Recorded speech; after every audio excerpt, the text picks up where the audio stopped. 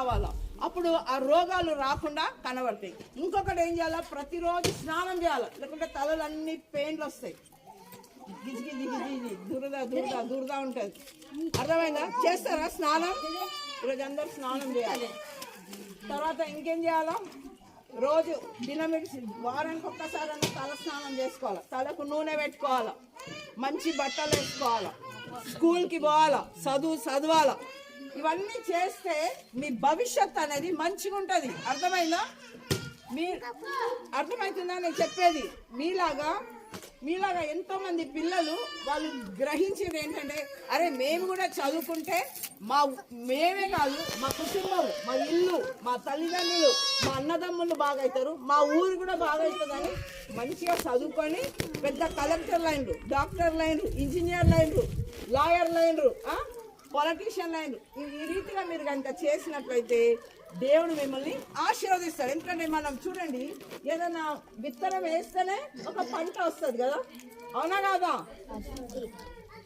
ఏం విత్తనం వేస్తే ఏమొస్తుంది? ఇప్పుడు మామిడి గింజ వేస్తే ఏమొస్తుంది? టమాటా పండు వస్తుందా? ఏమొస్తుంది చెప్పండి? ఏం చెట్టు వస్తుంది? ఏ చెట్టు వస్తుంది చెప్పండి? మామిడి పండు గింజ వేస్తే ఏం చెట్టు వస్తుంది? మ్యాంగో. Very good. ఈమెకు ఒక బిస్కెట్ ఇవ్వండి. కరెక్ట్గా జవాబు చెప్తేనే ఇస్తాం. Very good. చప్పట్లు కొట్టండి. ఓకే, ఇప్పుడు మనం టమాటా విత్తనం వేస్తే ఏమొస్తుంది? టమాటా వస్తుంది. ఒకటి. Very good. మీరు చదివితే ఏమొస్తుంది? చదివితే ఏమొస్తుంది? జ్ఞానం వస్తుంది. చదివితే ఏమొస్తుంది? జ్ఞానం వస్తుంది. మీరు మంచిగా ఆహారం తింటే ఏమొస్తుంది? బలం వస్తుంది. ఏమొస్తుంది?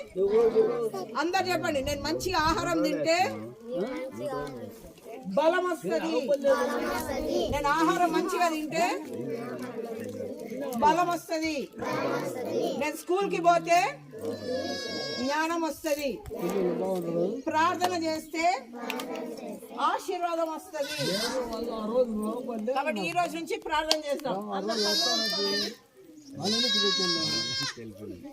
ప్రార్థన చేస్తాం అందరు. యేసయ్యా చెప్పండి. యేసయ్యా నీ రక్తం ద్వారా మమ్మల్ని కడిగి మమ్మల్ని మంచి హృదయం దయచేసి